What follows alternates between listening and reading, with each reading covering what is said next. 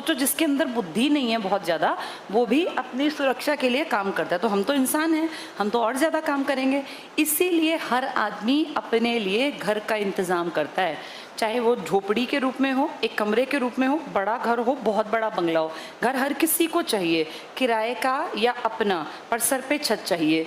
यही सेम जानवर और पक्षी पे भी लागू होता है। सबसे पहले अपना पेट भरता है हर इंसान, उसके बाद सुरक्षा का काम करता है। इसके बाद उसके दिमाग में आता है कि मेरी ज़िंदगी में लव एंड बिलोंगिंगनेस, बिलोंगिंग इसका मतलब मैं किसी से संबंधित हूँ। जैसे मान लो तुम्हें एक टापू पे भेज दें, आज के दिन कहें लो ये करोड़ों रुपए ले जाओ, एक टापू पे भेजेंगे, वहाँ से तुम्हारा ज़िंदगी भर किसी से कोई कांटेक्ट नहीं, ना कोई फ़ोन, ना तुम्हारा कोई घर वाला साथ जाए, कोई नहीं, सिर्फ तुम जाओगे। उस टापू पे बहुत आलीशान बड़ा घर बंगला बना हुआ है, वहाँ सब सुविधाएं हैं, सारे काम हैं, लेकिन ज़िंदगी में दोबारा तुम इंसान से नहीं मिलोगे, किसी से भी, ना वापस आने का रास्ता। तुम में से हो सकता है एक दो को लगे यार लाइफ तो अच्छी होगी, सब सुविधाएं होंगी, लेकिन बेटा वहाँ जाके ज़िंदगी ना हेल बन जाएगी, नरक।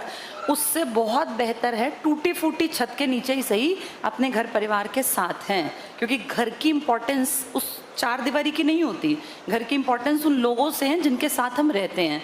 इसी को बोलते हैं अब्राहम मैस्लो का आवश्यकता संबंधी सिद्धांत, कि हमारी नीड्स क्या हैं। सबसे पहले बेसिक नीड्स पूरी की हमने, शरीर की आवश्यकताएं, फिर हमने सुरक्षा की बात की, ये भी शरीर से जुड़ी है। अब ठंड में कुत्ता भी बाहर नहीं सो सकता, इंसान तो कैसे सोएगा, तो ये चीज़ें आपकी लाइफ से जुड़ी हैं। फिर आती हैं आपके दिमाग से जुड़ी चीज़ें जिसमें आप फ्री फील करते हैं, तो आप उसके लिए अपना क्या करते हैं, अपना एक परिवार बनाते हैं। हर आदमी चाहता है मैं किसी परिवार का हिस्सा हूँ।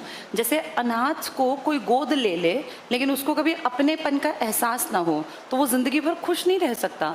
जैसे सबसे इम्पॉर्टेंट चीज़ है बेटा हमारे पास बेसिक चीज़ों के बाद अपना एक पर्सनल एक परिवार हो जिस पे कि हम फेथ करते हो, और ये फेथ आंख बंद करके हो कि हमें पता है हमारे घर वाले हैं। जैसे तुम्हारे माँ बाप है स्टेज में, कल को तुम्हारी लाइफ जब शादी होगी आगे तो अपने लाइफ पार्टनर है। यहाँ जाके आपका परिवार, आपका घर, आपके संबंध ये बहुत मैटर करते हैं। और जिन लोगों के संबंध अगर नहीं हैं, मान लीजिए किसी का परिवार ही नहीं है, कोई है ही नहीं घर परिवार में, तो उसका ना फिर मन नहीं लगता कामकाज में, क्योंकि उसको लगता है कि मेरी लाइफ का औचित्य क्या है। पर जो भूखा है ना वो परिवार के लिए नहीं सोचता।